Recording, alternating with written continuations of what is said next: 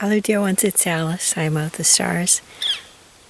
I'm out on the trail today, and I didn't take too many videos of my conversations with the wild animals, but I thought I'd just instead relate what happened.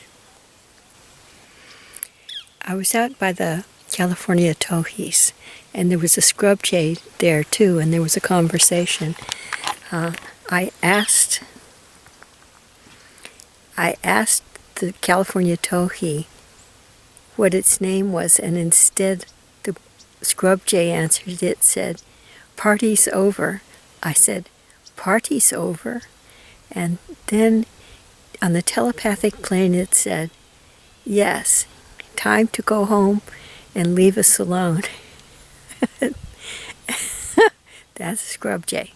So then I got onto the roundabout over here, and the songbirds, there were all kinds of songbirds up the hill, and the songbirds said, "Don't go there, there's a mean, mean being there."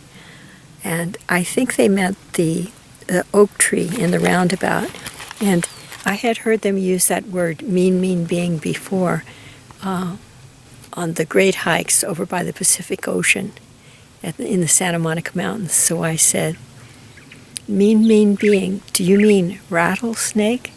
And they said yes. Speaking vocally, they said rattlesnake. What? What?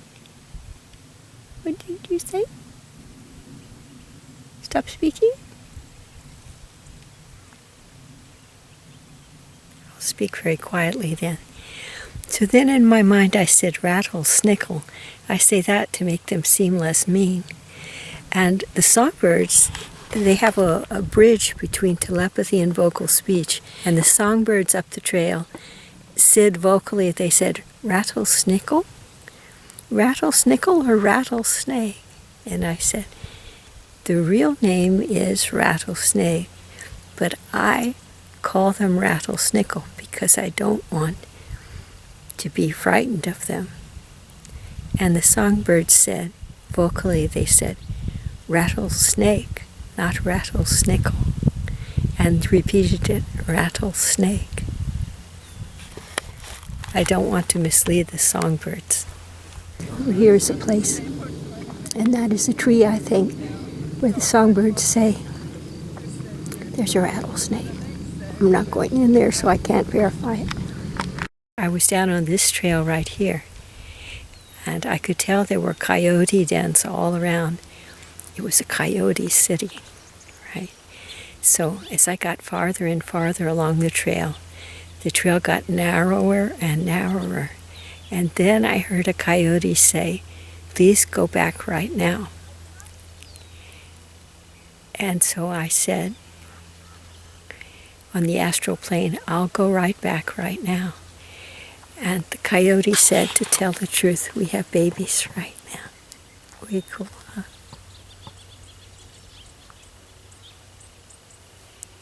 And then I heard the quail say, now you keep this under your hat, okay? I heard the quail off over that way say, "Woodpecker, woodpecker." And I said, "Is that woodpecker or is that a quail?" And the sneaky coyote over here said in the sly, crafty voice, very informative voice, so it said, "Because quail are good to eat and woodpeckers are hard to catch." And then I could tell the quail was upset. So I started a vocal conversation. I said, "Woodpecker, woodpecker, very pleased to meet you. There is this consolation. Coyote may know there are quail over there, but he cannot tell a quail from a woodpecker, so he'll never know if it's right or wrong." And that is all the wild tales I have for you today. Come out to the wilderness and find out for yourself. It's true, every word of it. God bless you all and keep you safe and be with you through all your days. in love, light, and joy. This is Alice B. Clagett. I am of the stars, and so are you.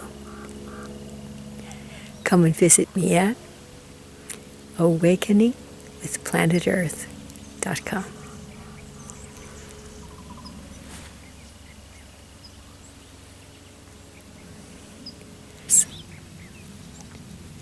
What was that?